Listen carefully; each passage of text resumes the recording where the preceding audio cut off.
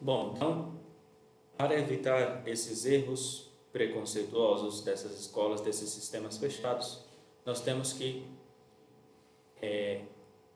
observar, fazer fenomenologia do conhecimento, ver o que os atos de conhecimento, a experiência do conhecimento nos revela acerca de si mesmo.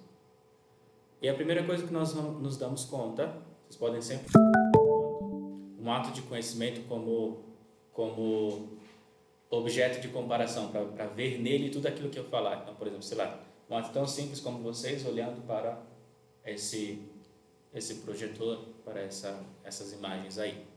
O que é que se manifesta nesse ato de conhecer?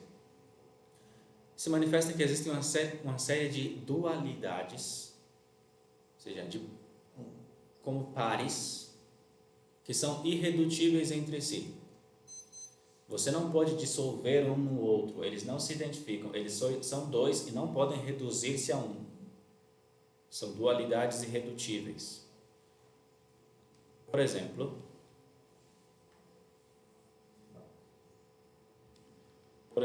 nós temos a dualidade de sujeito e objeto. Você olhando para essas imagens, por exemplo. Uma coisa é a imagem, outra coisa é você. São duas realidades irredutíveis nesse ato de conhecimento. Sujeito e objeto. O sujeito é o eu que conhece. O objeto é aquilo que é conhecido. E está claro que existe isso em todo o processo de conhecimento. Por exemplo, eu estou falando e vocês estão escutando. Vocês são sujeito. As palavras que eu estou dizendo são o objeto do conhecimento nessa situação. Eu estou vendo vocês, eu sou o sujeito, vocês são o objeto que eu estou vendo, percebendo, conhecendo.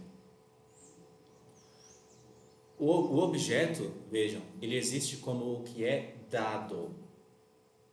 Na experiência de vocês, vejam se não é verdade que aquilo que vocês estão conhecendo, vocês estão percebendo, captando como algo que está sendo dado à consciência de vocês. Não como algo que vocês estejam produzindo, criando, mas vocês estão recebendo, colhendo. Por exemplo, vocês não sabem que palavra eu vou falar agora. Avestruz. Essa palavra foi dada, não foi criada, produzida. E assim, por exemplo, quando eu volto meus olhos assim, vou vendo a torre, as coisas se vão oferecendo a meu ato de visão. É uma experiência indubitável essa. Mais clara que essa não dá. De que eu, como sujeito, estou recebendo os objetos estão se oferecendo a mim nesse processo.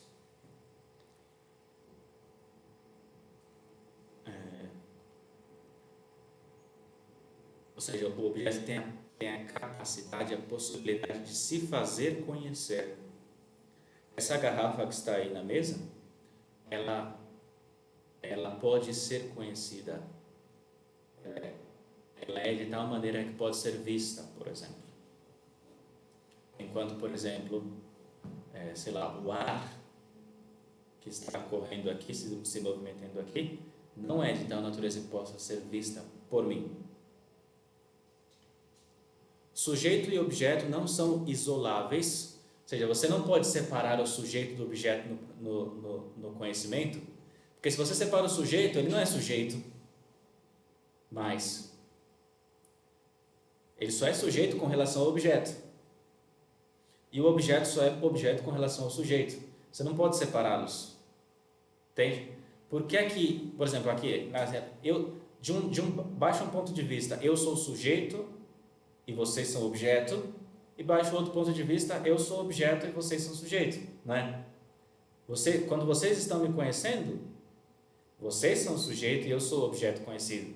Eu estou conhecendo vocês são objeto e eu sou sujeito. Se separamos um do outro, nenhum é objeto, nenhum é sujeito.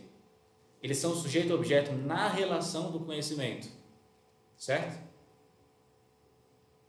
Não? São sujeito e objeto na relação do conhecimento. Então, não são isoláveis. Juntos, eles constituem a possibilidade real e adequada do conhecimento. Ou seja, só na sua união, na sua relação, se dá a realidade do conhecimento. O dado, ou seja, o objeto que é dado, influi ativamente no sujeito. Disso não há dúvida. Por exemplo, eu agora falando, minha voz influi ativamente sobre os tímpanos de vocês, sobre vocês. O sujeito, por sua vez, também age e desenvolve sua ação para assegurar o dado, para assimilar o dado como objeto. Por exemplo, eu estou falando, vocês estão escutando. Não é que vocês são totalmente passivos no ato de escutar. Escutar é uma ação. As ondas sonoras que estão saindo das minhas cordas vocais aqui, elas estão batendo no tímpano de vocês da mesma maneira que estão batendo nessa garrafa. Não é verdade? Mas essa garrafa está escutando? Não. Por quê? Porque ela não realiza a ação de assimilar, de assegurar o dado. Ou seja, que só fenomenologicamente a gente já vê que o conhecimento não é pura passividade da parte do sujeito e total atividade da parte do objeto. É atividade e passividade. Dos dois lados tem sua atividade própria. Outra dualidade que nós encontramos: conteúdo e ato.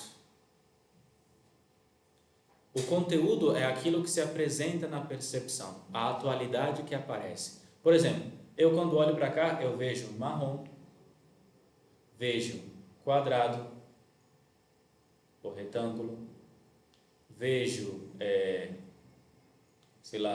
sujo, desbotado.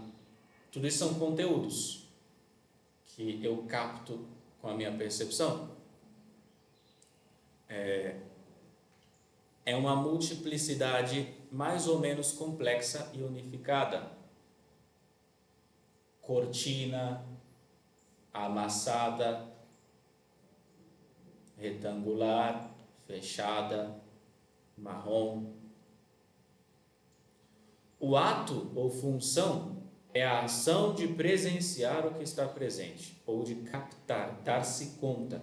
Por exemplo, com uma determinada ação ou uma determinada função, eu capto um determinado conteúdo. São duas coisas irredutíveis, a ação e o conteúdo. Por exemplo, eu vejo marrom, eu cheiro algo enjoativo, sei lá. Ele tem uma função, ele tem um conteúdo.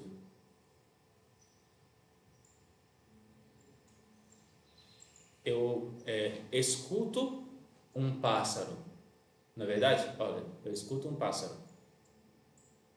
Mas eu também posso falar que eu escuto, imagine que o cachorro late para mim.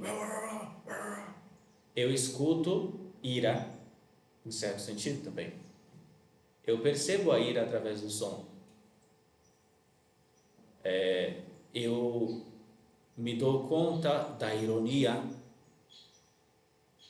através da minha inteligência. É que tem uma ação, uma função e um conteúdo. E conteúdos diversos, muitos conteúdos a gente pode captar. Então, por exemplo, sei lá, com a minha visão eu posso captar um conteúdo como a cor, mas também como a forma, também como o movimento, também como a ameaça.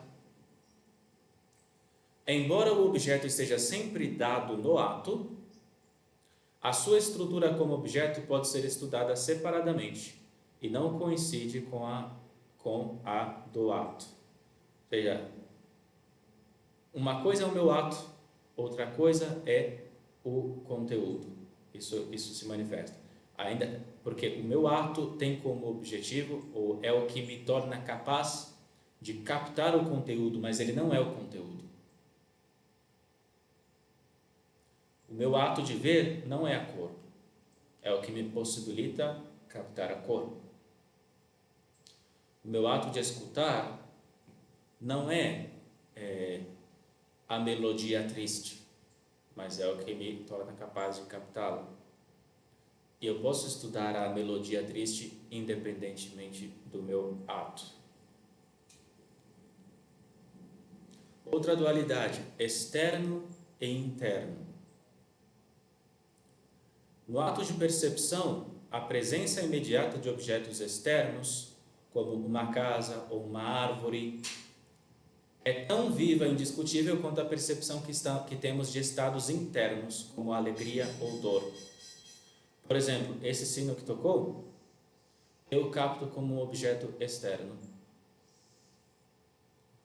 Enquanto, sei lá, a alegria que eu experimento porque tocou o sino, eu capto como um objeto interno.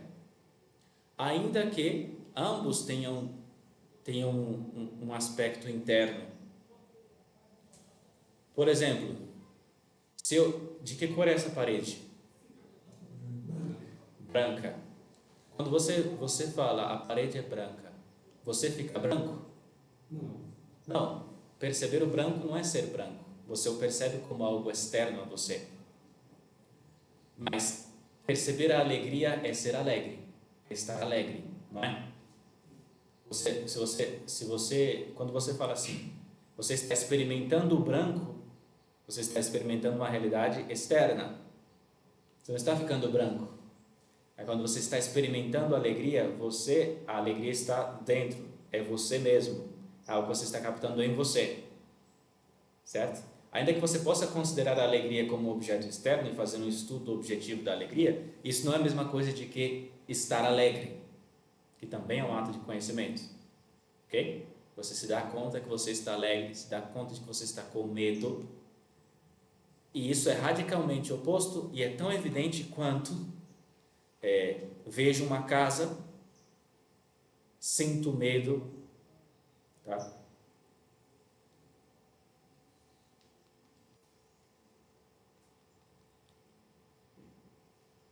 Então,